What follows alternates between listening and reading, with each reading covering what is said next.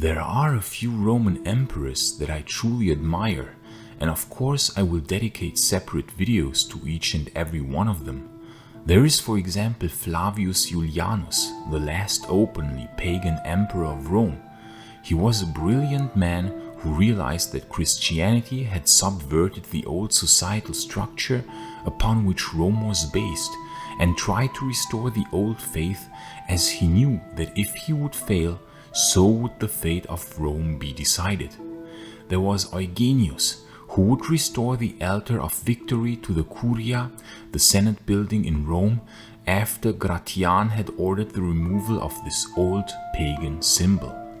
Eugenius had the Roman temples of old open again for the last time as late as 394 AD, the old rites being performed as if the light of Rome was to shine brightly one last time, like a radiant flame amidst the growing darkness. Then there was of course Maiorian, whom I want to honor by dedicating this channel to his memory, the hero emperor who tried to restore the Western Roman Empire in a degenerate time against all odds, and who almost succeeded, if not for a treachery so great that it surpasses human comprehension. Or there was Antoninus, the last good emperor of the Western Empire, who, in a last effort, tried to retake northern Africa from the Vandals in a concerted action with the Eastern Empire, and who was truly the last pagan emperor of Rome, unknown to many, and who even wanted to reopen the temple of Jupiter Capitolinus in Rome, but was betrayed by the evil Magister Militum Ricimer, and thus killed too early to realize his vision. These were all amazing emperors, and there are certainly more worth mentioning, like the far too underrated Gallienus, all of whom tried to avert the coming darkness but ultimately failed, either by betrayal or in battle. But there is one other great emperor whom I admire, and this emperor would shape the world in manifold ways that historians are only now starting to understand. I talk of course about Aurelian, or Lucius Domitius Aurelianus. And no, contrary to some popular depictions, he did not wear a masked helmet. This is an invention for the game Total War Rome 2 Empire Divided, and has no basis in history, as there is not one single source describing him wearing a masked battle helmet, as sorry as I am to disappoint you. But nonetheless, this emperor is truly astounding, because he basically single-handedly saved the Roman Empire from collapsing during the crisis of the 3rd century, and he was a fervent proponent of Sol Invictus, the sun god. Aurelian deserves at least one separate video, in which we shall discuss all his incredible achievements, from defending Italy against barbarian invaders to building the giant fortification walls of Rome who still bear his name, to defeating the Goths and reorganizing the province of Dacia, to defeating the breakaway Palmyrene Empire, and finally to defeating the breakaway Gallic Empire. These achievements are truly remarkable, and he had earned many honorary titles for his astounding victories: Germanicus Maximus, Gothicus Maximus, Particus Maximus, Restitutor Orientis, and Restitutor Orbis, restorer of the world. He was beloved by the population, and like other hero emperors, he was not defeated in battle, but by treachery within his own ranks. However, out of all his achievements, a few stand out particularly, as they have an immediate effect onto our everyday lives. For one, next time you are in the city of Orléans, France, you might want to pause for a moment and think of this emperor, because indeed that city bears his name. Orléans is namely an evolution of the word Aurelian. Or, while waking up on a Sunday morning, you might want to pause for a moment and think of Aurelian for a few seconds. Yes, indeed, Sunday is the day of the sun god. Or, right now while watching this video, being released on the 23rd of December, shortly before Christmas time, you might be celebrating this joyous time with your family and might be unpacking some nice Christmas presents. While unpacking the next present, you might want to hold in for a moment and think of Aurelian. Why, you ask? Why should you think of this hero emperor who died 1746 years ago? Well, because the Christian festivity, which you might be celebrating right now, is being held on the very same day on which Aurelian tried to establish a celebratory day for Sol Invictus. Aurelian worshipped the sun god since during the 3rd century AD monotheistic religions were on the rise. The day of Dies Natalis Solis Invicti was celebrated on the 25th of December, and this date might now look very familiar to you indeed. And please subscribe to this channel if you don't want to miss any future videos on all kinds of topics of the late Roman Empire, and don't forget to turn on the notification bell. Gratias agut tibi, amici. Aurelian saw the rise of monotheistic religions during the crisis of the 3rd century. This was already a foreshadowing of things to come later. It was a trend that had emerged at some point, basically a meme of old Rome, which would become more and more popular among the population. Aurelian tried to establish Sol Invictus as the main god of the Roman Empire. As for the date of the 25th of December, I often heard that Christianity had copied the celebratory day from Sol Invictus. This is actually not true, strange as it is for me to defend the Galileans in that case. We simply do not know if Aurelian tried to establish the 25th of December as the day of the sun god in order to combat Christianity, which already was celebrating the birth of Christ on the same day, or the other way round. However, newer research suggests that the former scenario is more likely, namely that Aurelian chose the 25th of December in order to combat the date of the birth of Christ, which already had been established for that date. To this end, he dedicated a new temple to the sun god, quite fittingly opened on December 25th of the year 274 Christian calendar, or Anno Urbis 1027. This new temple in Rome was actually the 4th temple dedicated to the sun god. There were 3 others, one at the Circus Maximus, another on the Quirinal, and the 3rd one in Trastevere.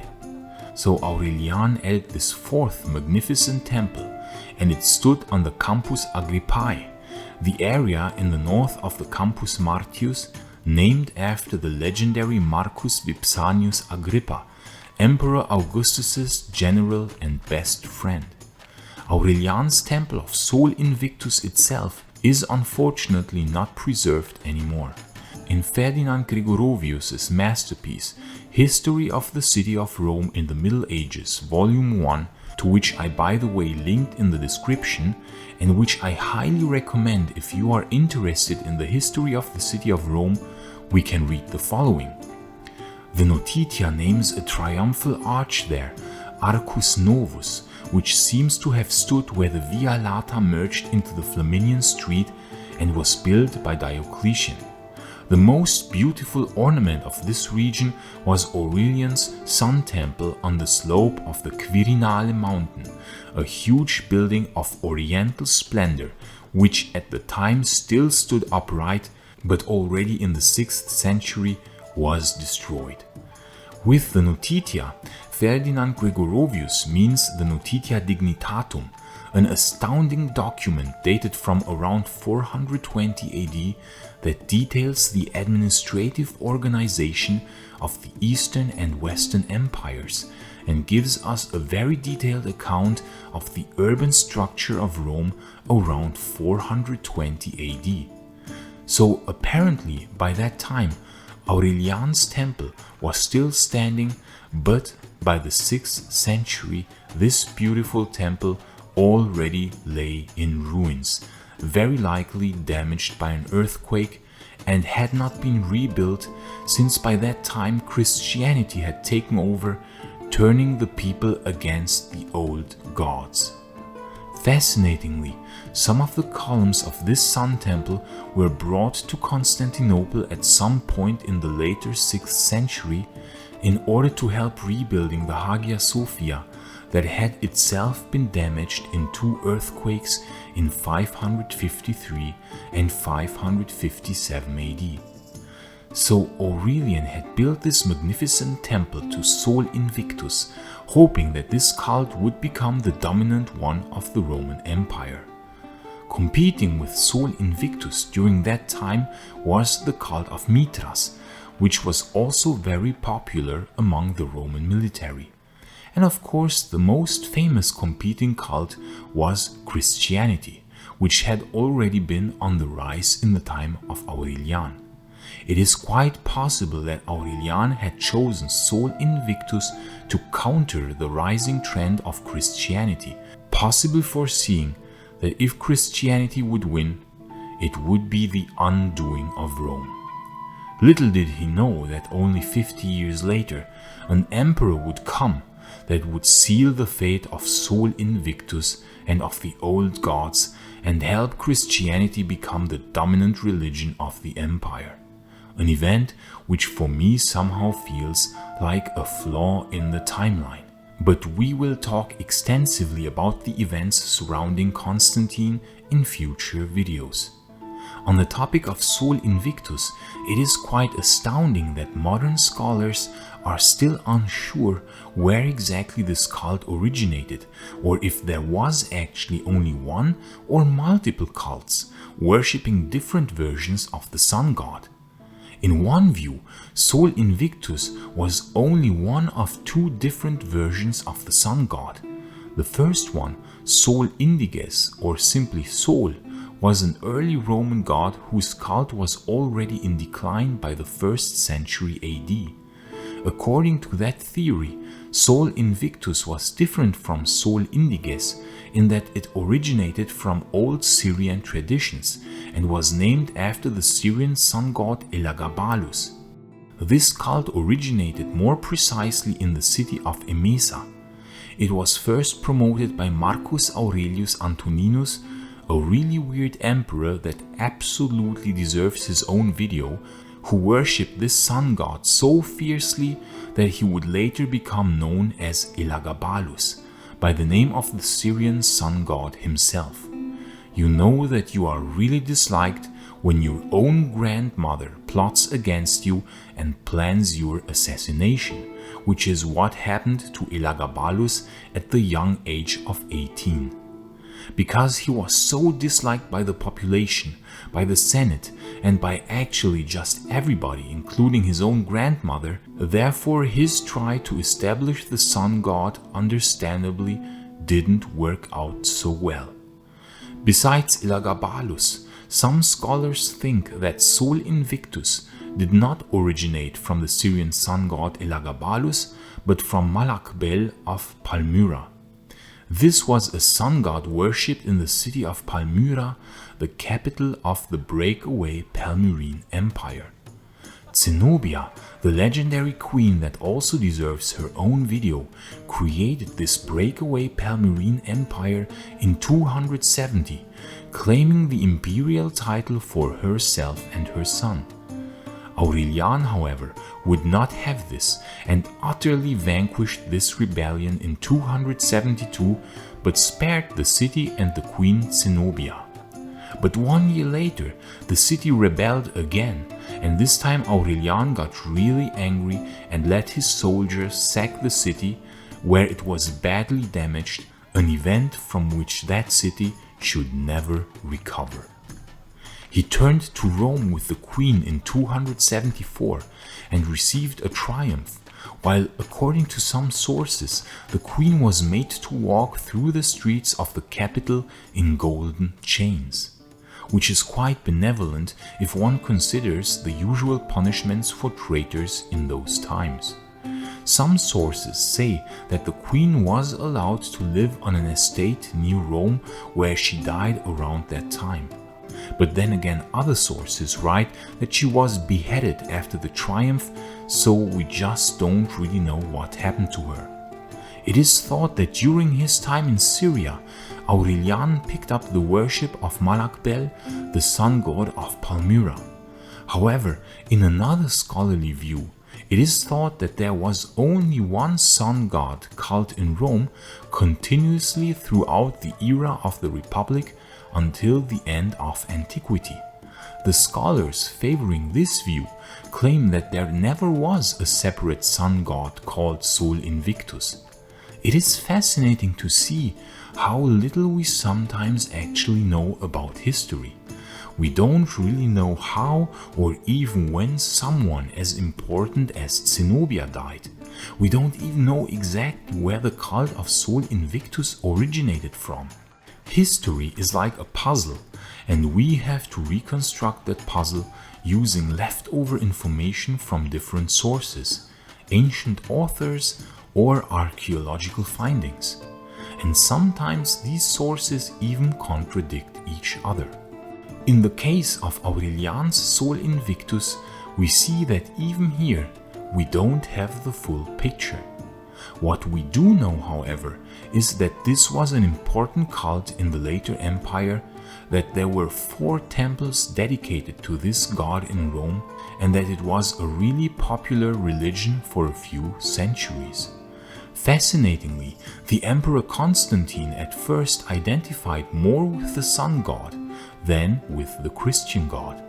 On the Arch of Constantine, which was dedicated to the victory over his rival Maxentius at the legendary Battle of the Milvian Bridge, where truly the fate of the world was decided, we can actually see statuettes of Sol Invictus carried by standard bearers that appear in 3 places in reliefs on this arch.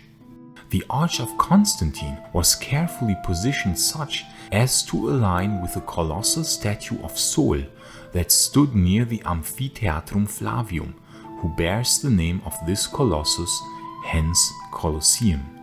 The colossal statue of Sol is another indication how important the cult of the sun god had been in the Roman Empire. Fascinatingly, Constantine's official coinage continued to show the image of Sol Invictus until as late as 326.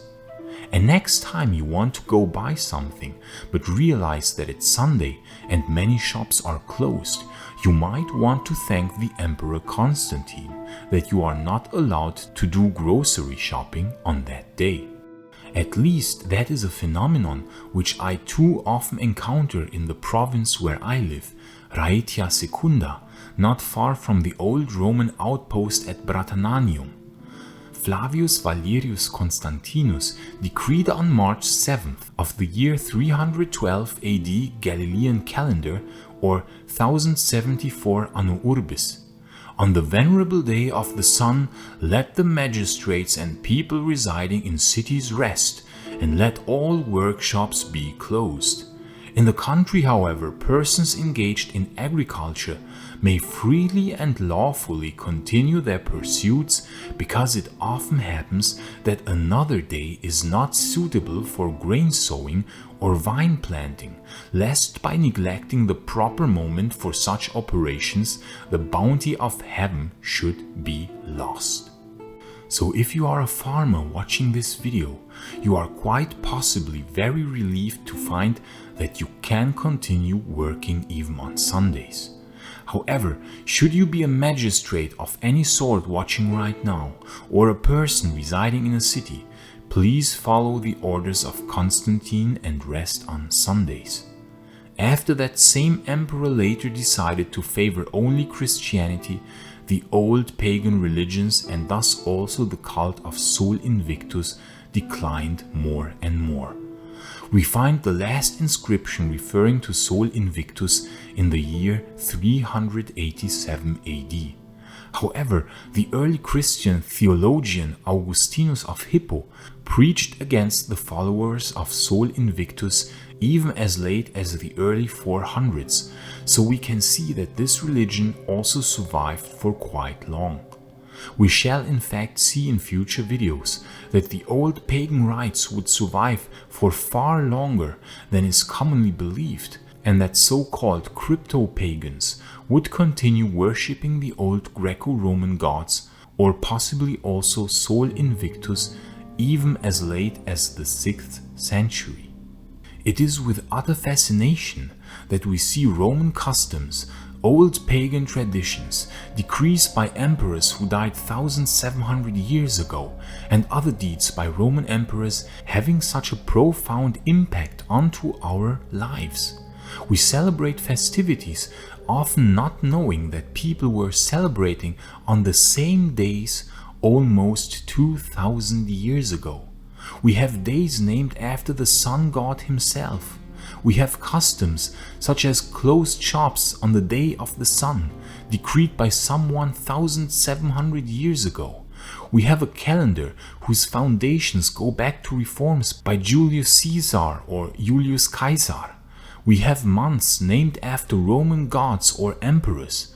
We speak languages based on the language of the Romans. We live in cities named after Roman emperors. We still use some technologies that were invented in Roman times. And so, dear friends of the Roman Empire, we should sometimes take a moment and be aware where all these customs and all these traditions come from. Despite having strong sympathies for the pagan emperors of Rome, I still wish you a Merry Christmas, no matter if you worship Sol Invictus, the old Greco-Roman gods, or the Christian God, as all religions should be treated equally, and here we are all friends. To honor this joyous occasion of Christmas, which even I celebrate, we have now launched a Patreon, where you can support this channel so that we can create many more videos on all sorts of interesting topics. From urban architecture of the late empire, to important events, to epic battles, to unknown facts about the late Roman Empire, to fascinating what-if questions, we shall cover a great variety of topics on this channel, and your support would tremendously help us to increase the production quality and make even better videos. I already say thank you for your support. Gratias agut tibi, amici. Merry Christmas or Merry Sol Invictus, and Bene vale.